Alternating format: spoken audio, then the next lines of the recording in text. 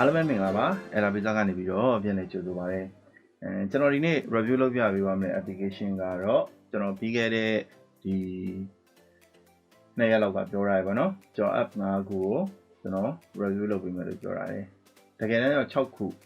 ကျွန်တော်တစ်ခုမေ့ခဲ့ရအဲ့ဒီခုကဘာလဲဆိုတော့ programmer ကထွက်တာတော်တော်ကြီးကိုကြာနေပြီဒါပေမဲ့ကျွန်တော်အခု review ပြန်လုပ်ပေးမယ် Android မှာတော့ free ရတယ် iOS မှာတော့ဝယ်သုံးရမယ် okay အခုကျွန်တော် review လုပ်ပေးမယ့် application ကတော့ Focos ဆိုတဲ့ application ပဲဖြစ်ပါတယ်သူဒီ DSLR တွေဘာတွေအတွက်ဆိုပြီးတော့သူ recommend ပေးတာပေါ့နော်ဒီ DSLR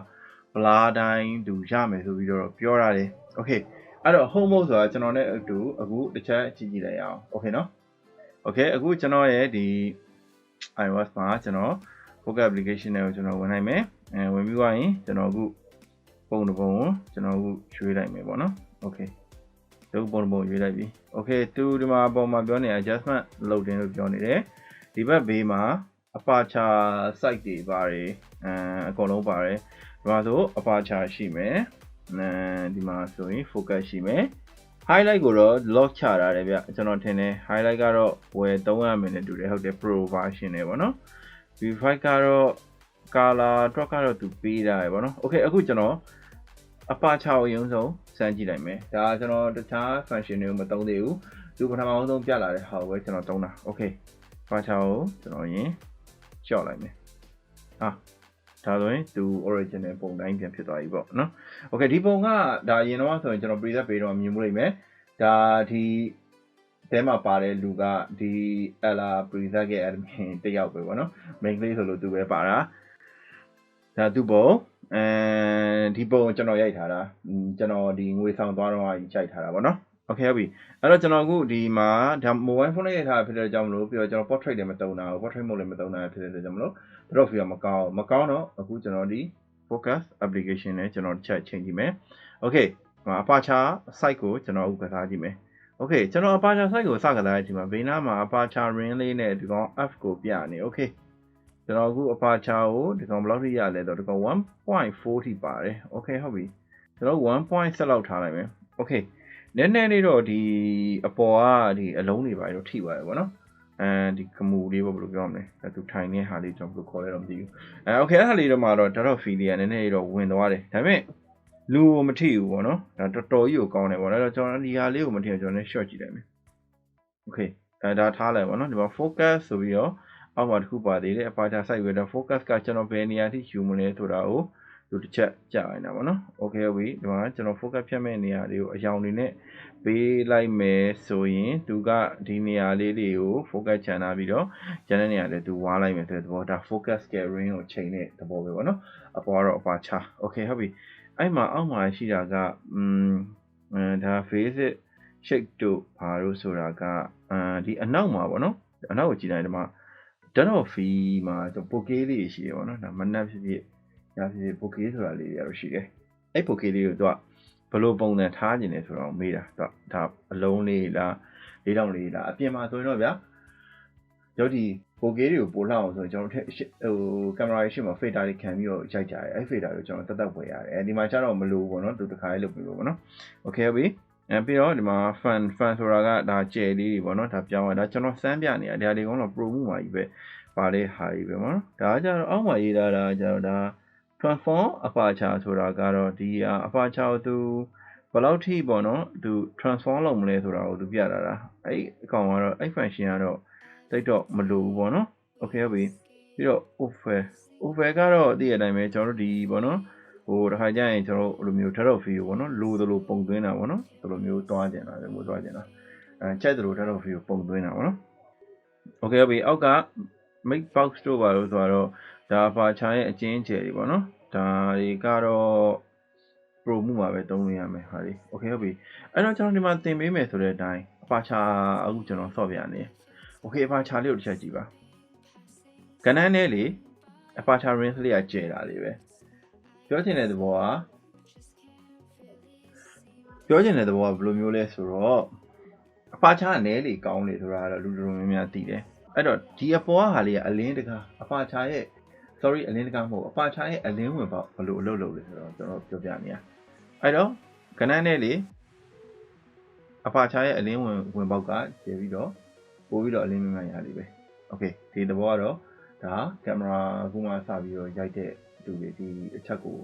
သိတာရင်ဒါတော်တော်ကြီးသုံးဝင်တော့ပေါ့နော်။ aperture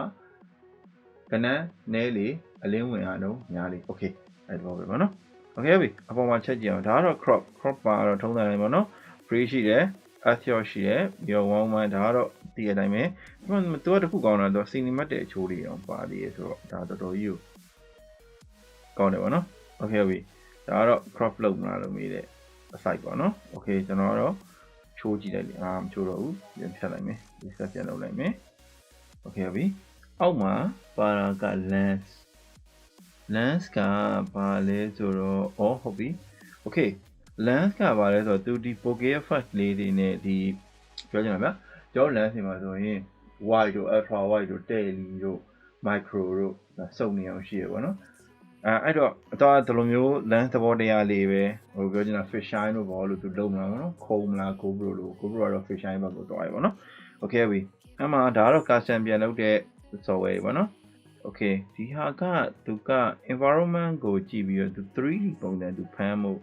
သူလုပ်နေရပါတော့ဒါက lighting တွေကိုသူဖမ်းဖို့လုပ်နေရဒါဆို AR ဆိုတာကင်မရာပါပွင့်သွားပြီးတော့သူဒီကင်မရာနဲ့သူတစ်ခါချိန်ဖို့လုပ်တာပေါ့နော်ဒါကတော့သူဒီ Okay ဒီမှာ lighting တွေပါပြန်ချိန်လို့ရတယ်ပေါ့နော် Okay တော့တဲ့တော့ဒီမှာချိန်လို့တော့မရဘူးဒါဘလို့ပိတ်ထားတယ်တော့မသိဘူးပေါ့နော်ဆိုတော့စမ်းကြည့်လိုက်မယ် Okay ဒီကောင်တွေကတော့ pro မှုမှာဖြစ်တဲ့ကြောင့်ကျွန်တော်သုံးလို့မရဘူးပေါ့နော်ပိတ်ထားတယ် Okay ဟုတ်ပြီအောက်ကဟာ star ပုံစံလေး star ပုံစံလေးက front bokeh တဲ့ back bokeh တဲ့ motion blur တွေပါတယ်ပေါ့နော်ဒီမှာ spring တို့ဒါ motion blur ကလည်း pro version ပဲပေါ့နော်သိသုံးလို့တော့မရဘူးဒီဟာကတော့ကျွန်တော်တို့ဒီ dot of rate ဆိုတာကကျွန်တော်ဒီdot of ဘယ်လောက်အနေထားမှာဒီထားမလဲပေါ့နော်အဲ့ဒီဟာကိုဒီကောင်ပြောပြလာတာ Okay ဟုတ်ပြီအောက်ကစေးတန်တဲ့ပုံစံလေးကတော့ကျွန်တော်ဒါ patch ကတော့ကျွန်တော်တို့ဒီ color ပေါ့နော်ထားမဲ့နေရာကိုပြန်ချိန်တဲ့နေရာ patch လုပ်တာပေါ့နော် Okay ဟုတ်ပြီကျွန်တော် reset ပြန်ချလိုက်မယ်ပြီးတော့ကျွန်တော် home ကိုပြန်သွားလိုက်မယ် Okay ဟုတ်ပြီဒီမှာပုံကတော့ဒါတော်တော်ကျွန်တော်ဆုံးတော့စမ်းနိုင်ပုံနိုင်ရပြီ Okay ဟုတ်ပြီအဲ့တော့ကျွန်တော်အခုနောက်တစ်ပုံကိုစမ်းကြည့်လိုက်အောင်ပေါ့နော်နောက်တစ်ပုံ Okay ဟုတ်ပြီကျွန်တော်ဒီပုံစမ်းကြည့်လိုက်မယ်Okay ဟုတ်ပြီဒီပုံကကျွန်တော် Lightroom နဲ့ပြင်ပြီးသားပုံဒါပေမဲ့ဒီထဲကိုထည့်တဲ့အချိန်မှာစောတော့ပုံတိုင်းပဲဒါပေမဲ့သူ calculate ကိုသူပြန်လုပ်သွားတော့ကျွန်တော် aperture size ကို 410 ပေးသွားတယ် focus ကို 75 ပေးသွားတယ် Okay သူလူကိုတော့ဒီတက်တည်ရပါတော့ Okay အဲ့တော့ဒီ app ကကျွန်တော်တို့ဒီ DSLR နဲ့ရိုက်နေတဲ့လူတွေအတွက်တောင်မှပဲတော်တော်ကြီးကိုကောင်းတယ်လို့ပြောလို့ရတဲ့ application တစ်ခုပေါ့နော်ဘာဖြစ်လို့လဲဆိုတော့ဥမာ9500လောက်နဲ့ Canon 9500 model လောက်နဲ့sorry Canon ဒီ950 model လောက်နေပေါ့နော်ရိုက်နေတဲ့လူတွေဒါမှမဟုတ်ရင် Canon ကက်လန်ပေါ့နော်ဘာသာ 3.5 5.6 prime lens တွေအပါချာကောင်းတဲ့ lens တွေမရှိသေးတဲ့လူတွေတော့ကတော့ဒီ application ကအနေထားတစ်ခုထိအတိုင်းအတာတစ်ခုထိကိုသူဒါတော်တော်ကြီးကိုအသုံးဝင်နေပါတော့ဒါပေမဲ့မကောင်းတဲ့နှစ်ချက်က premium version လို့တယ်များသောအားဖြင့်ဒီ iPad တွေမှာ premium version ရဖို့ဆိုတာကဝယ်သုံးရတယ်ဝယ်ကိုသုံးပါရအရင်တော့ site ရတော့ရှိတယ်ဒါပေမဲ့အခုတော့မရှိတော့ဝယ်သုံးရတယ်ပေါ့နော်နောက်တစ်ခုကအဆိုးဆုံးက Android အတွက်မထုတ်ဘူးအခုကျွန်တော် Android မှာရှိရလို့လာပြောနေလူတွေကဘယ်လိုကြောင့်လာပြောနေရလဲတော့ကျွန်တော်လည်းမသိဘူးကျင်းတရားတစ်ခုက Android မှာကျွန်တော်ရှာဖွေမရှိသူနဲ့တူနေတဲ့ဟာလေးတစ်ခုသာရှိတာဒါပေမဲ့သူမဟုတ်ဘူးဒီပြောမှလည်းရှာဖွေကြီးကိုယ်ရမှာလည်းတရှာဖွေမရှိဘူးပေါ့နော် Android အတွက်မထုတ်ဘူး Okay ဟုတ်ပြီအဲ့အတွက်ကြောင့်မလို့ဒီ application ကိုသုံးနေတယ်ဆိုရင်တော့ iPhone ဒါမှမဟုတ်တော့ iPad တော့လိုမယ်ကွန်ပျူတာမှာတော့ကျွန်တော်မဆန်ရသေးဘူးပေါ့နော် Okay ဟုတ်ပြီအဲ့တော့ဒီ Focus ဆိုတဲ့ application ကတော်တော်ကြီးလည်းကောင်းပါတယ်တော်တော်ကြီးလည်းအသုံးဝင်ပါတယ်ကျွန်တော်ဒီထဲမှာအခုကျွန်တော်စမ်းနေရပုံတိတ်မရှိလို့ပေါ့နော်ကျွန်တော်ဟိုတနေ့ကတော့ပုံတစ်ပုံစမ်းကြည့်လိုက်တယ်တော်တော်ကြီးကိုအဆင်ပြေတယ်ပေါ့နော်ဒီပုံဆိုတာကတ်တုံးပုံတွေကျွန်တော်အခုထည့်တဲ့အခါကျတော့သူ dot of တခါတည်းဖြစ်သွားတယ်ပေါ့နော် Okay ပြီအဲ့တော့ဒီနေ့ review ကတော့ဒီလောက်ပါပဲဒီ Focus ဆိုတဲ့ application ကတော်တော်ကြီးကိုကောင်းပါတယ်ဒါပေမဲ့တခုမကောင်းတာက premium မရဘူးပေါ့နော် okay အဲ့တော့ premium လို့ချင်းဝယ်သုံးကြည့်ပါကျွန်တော်လည်းတစ်ခါကျရင်စမ်းပြီးတော့ဝယ်သုံးပါတယ် okay ဟုတ်ပြီဒီ application ရဲ့ review ကတော့ဒီလောက်ပဲနောက်နေ့မှာတင်ပေးမယ့် video မှာကျွန်တော်ပြောသွားမယ့် application ကတော့ Salute ဖြစ်ပါတယ်သူ့ကိုတော့ကျွန်တော် premium version ကို download free ပေးမှာပါသူက Android အတွက်ပါ okay အဲ့တော့ Android သမားတွေနောက်ပတ်မှာကျွန်တော်တင်ပေးမယ့် Facebook ကိုချက်ကြည့်ပြီးတော့ premium version နဲ့တကွတစ်ခါလေးကလစ်လို့ရအောင်ကျွန်တော်တင်ပေးလိုက်ပါမယ် review တွေပါเนาะ Facebook ကတကယ်တမ်းပြောကြရင်ကျွန်တော်တော့မှအခုဘယ်လောက်ထိကောင်းလဲဆိုတော့အခုတချင်းတွေပေါ့နော်တချင်းရှေ့မှာကျွန်တော် animate ထည့်ခြင်းတဲ့အခါကျရင်လွယ်လွယ်ကူကူနဲ့ကျွန်တော်အခုဖုန်းနဲ့ပဲဒီ Facebook တွေကိုပုံလေးပုံထည့်ပြီးတော့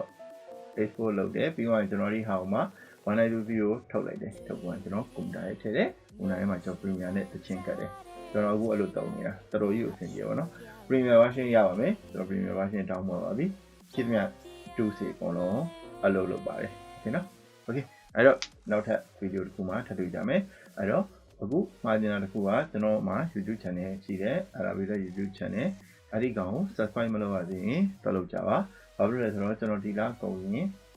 ကျွန်တော်တစ်ခုခုကိုကျွန်တော် free ပေးဖို့ရှိနေတဲ့အတွက်ကြောင့်လို့ပါကျွန်တော် subscription ကိုကျွန်တော်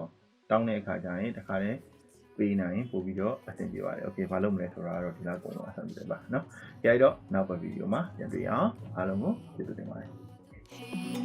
Give myself another